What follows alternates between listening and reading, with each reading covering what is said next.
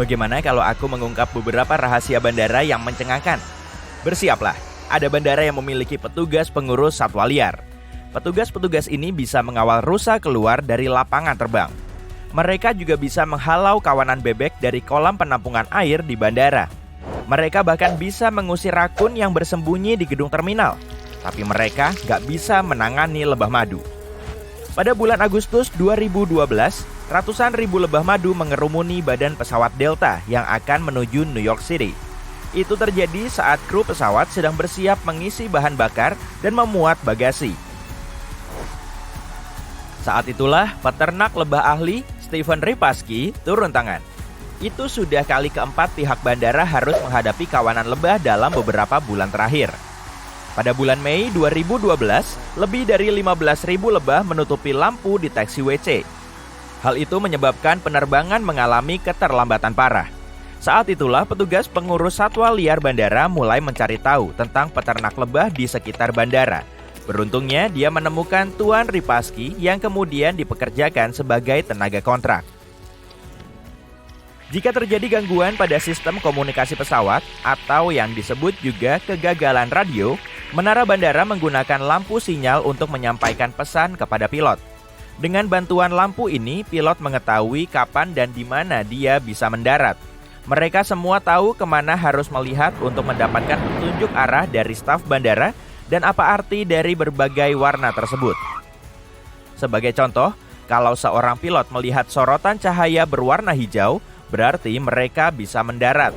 Jika ada hambatan di landasan pacu, pengendali lalu lintas udara akan mengubah sinyal ini menjadi lampu merah yang berkedip-kedip, dan pilot akan tahu bahwa berbahaya untuk melakukan pendaratan. Staf bandara mungkin saja mengawasimu dari pemeriksaan keamanan sampai ke gerbang. Beberapa bandara memiliki alat pendeteksi wajah yang dapat dengan mudah melacakmu. Alat ini dilengkapi perangkat lunak khusus yang mencocokkan wajah penumpang dengan kartu identitas mereka. Kursi yang paling nyaman bisa kamu temukan di sebelah area perbelanjaan bandara, dan itu ada alasannya. Ini adalah metode yang digunakan para peritel untuk memikatmu masuk. Bayangkan, kamu duduk di sana sambil memandangi etalase toko. Kamu pasti akan melihat sesuatu yang sangat kamu butuhkan. Membeli air minum kemasan di bandara bisa membuat kantongmu jebol. Tapi ada satu hal yang harus diketahui setiap pelancong, yaitu ada air gratis di banyak bandara. Cukup bawa botol air kosong melalui pemeriksaan keamanan dan cari tempat isi ulang air minum. Tempat-tempat ini biasanya terletak di dekat toilet. Kalau nggak bisa menemukan tempat pengisian ulang modern, mungkin juga ada keran air siap minum.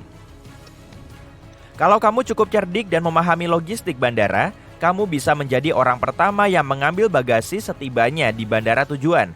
Kamu hanya perlu mendaftarkannya sesudah semua penumpang lain. Tas yang dimuat paling akhir biasanya menjadi yang pertama muncul di konveyor bagasi. Restoran chef selebritas yang ada di bandara mungkin nggak sebagus restoran aslinya. Perusahaan restoran khususlah yang bertanggung jawab atas gerai-gerai di bandara, bukan chefnya sendiri. Salah satu alasannya adalah pengamanan super ketat yang melingkupi pengiriman barang di bandara, termasuk makanan. Kamu mungkin masih bisa mendapatkan makanan yang enak, tapi rasanya nggak akan sama. Bandara dan maskapai penerbangan nggak memberitahu perkiraan waktu kedatangan yang akurat.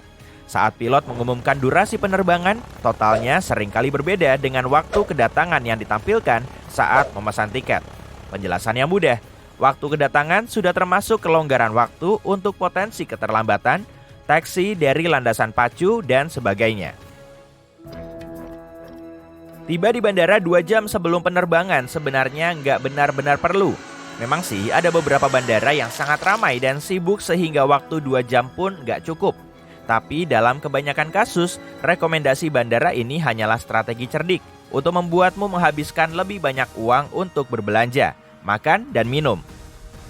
Setelah melewati pemeriksaan keamanan dan paspor, selanjutnya kamu akan menghadapi waktu emas. Itu adalah 60 menit di mana kemungkinan besar kamu akan membuka dompet untuk membeli kopi dan sandwich, membeli buku untuk dibaca, atau bahkan mengeluarkan banyak uang untuk parfum baru.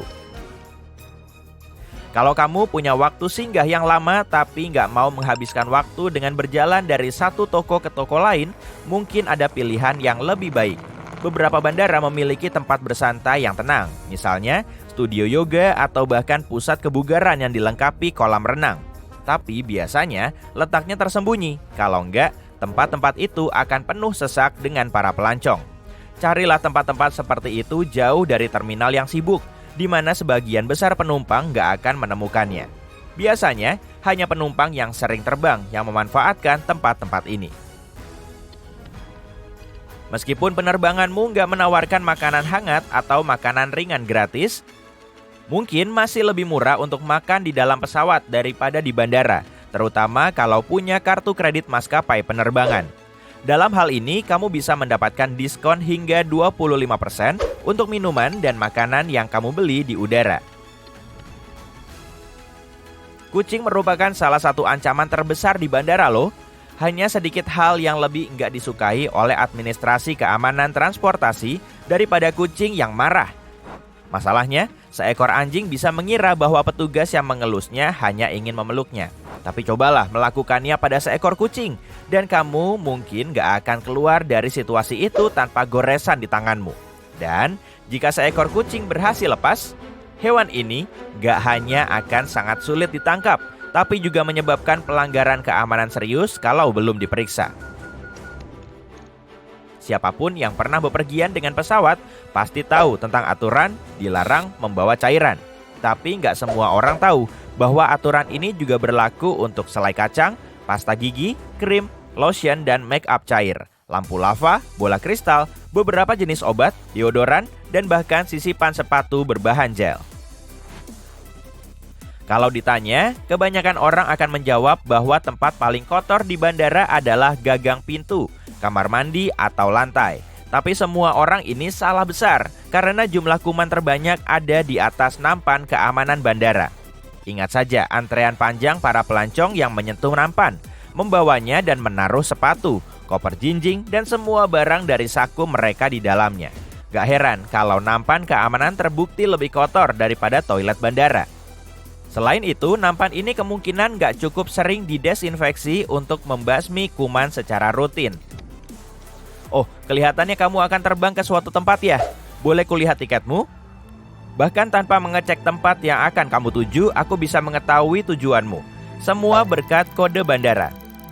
Kode ini terdiri dari 3 atau 4 huruf yang digunakan untuk mengidentifikasi bandara tertentu dalam dokumen yang terkait dengan reservasi dan tiketmu. Kamu juga bisa menemukannya di label bagasi yang membantu memastikan kopermu berakhir di tempat yang seharusnya. Seenggaknya dalam banyak kasus ya. Petugas pengendali lalu lintas udara juga menggunakan kode bandara untuk memudahkan mereka.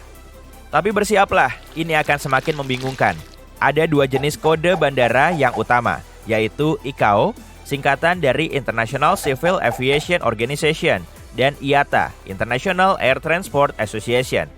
Kode IATA terdiri dari 3 huruf.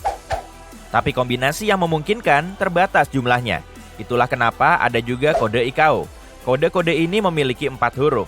Huruf pertama berarti wilayah tempat bandara berada. Huruf kedua menandakan negara, dan 2 huruf sisanya diberikan secara berurutan. Tapi mari kita bahas tentang kode 3 huruf yang lebih sering digunakan. Kenapa 3 huruf? Pada awalnya, pada tahun 1930-an, pilot menggunakan kode kota 2 huruf dari National Weather Service untuk merujuk kepada bandara. Tapi nggak lama kemudian, jumlah bandara di Amerika Serikat melampaui jumlah kode tersebut. Itulah sebabnya maskapai penerbangan mengembangkan sistem ini dengan menambahkan huruf ketiga. Biasanya huruf tersebut adalah X. Karena itulah kode LA untuk Los Angeles berubah menjadi LAX. Sistem 3 huruf dilengkapi oleh IATA pada tahun 1960-an. Tapi meskipun seharusnya nggak ada 2 bandara dengan kode yang sama, beberapa kode ini terdengar sangat mirip sehingga mudah sekali untuk tertukar. Sebagai contoh, lihatlah bandara dengan kode CGP di Bangladesh ini. Dan di sini ada CPG, ini adalah kode bandara di Argentina. Kalau begini kesalahan tujuan penerbangan bisa dengan mudah terjadi ya.